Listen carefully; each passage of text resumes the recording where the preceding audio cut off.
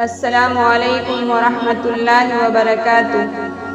جمعے کے دن کی خاص فضیلت اور اس کے اہتمام کے بارے میں ہر مسلمان کو چاہیے کہ جمعے کا اہتمام جمعرات سے کرے۔ جمعرات کے دن عصر کے بعد استغفار وغیرہ زیادہ کرے اور اپنے پہننے کے کپڑے صاف کر کے رکھے۔ اگر خوشبو گھر میں نہ ہو اور ممکن ہو تو اسی دن لا کر رکھے تاکہ جمعے کے دن پھر ان کاموں میں وقت ضائع نہ ہو۔ بزرگوں نے فرمایا ہے کہ سب سے زیادہ جمعے کا فائدہ اس شخص کو ملے گا جو اس کا منتظر رہتا ہو اور اس کا اہتمام جمعرات سے کرتا ہو، اور سب سے زیادہ بدنصیب وہ شخص ہے جس کو یہ بھی معلوم نہ ہو کہ جمعہ کب ہے۔ ترمذی شریف میں ہے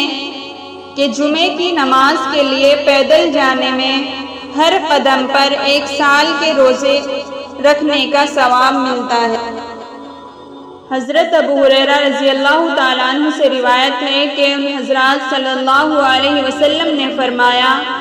جو شخص جمعے کے دن غسل کرے وہ پہلی ساعت میں مسجد میں داخل ہو تو اسے 1 اونٹ کی قربانی کا ثواب ملتا ہے،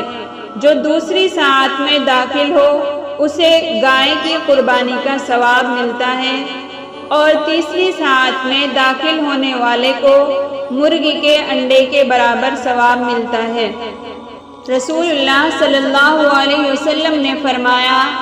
اے لوگو، ہر جمعے کو غسل کر لیا کرو، خواہ ایک ہی دن کی قیمت دے کر پانی خریدنا پڑے۔ فقہا نے جمعے کے دن غسل کو مستحب قرار دیا ہے۔ رسول اللہ صلی اللہ علیہ وسلم نے ارشاد فرمایا، جو آدمی جمعے کے دن غسل کرے اور جہاں تک ہو سکے صفائی و پاکیزگی کا اہتمام کرے، اور جو تیل اور خوشبو اس کے گھر میں ہو وہ لگائے، پھر وہ گھر سے نماز کے لیے جائے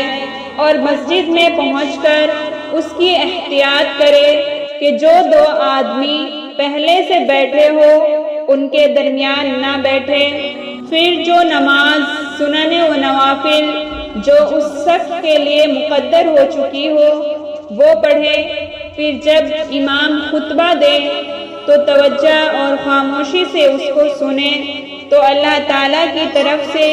اس جمعے سے لے کر دوسرے جمعے کے درمیان کی اس کی ساری خطائیں ضرور معاف کر دی جائے گی۔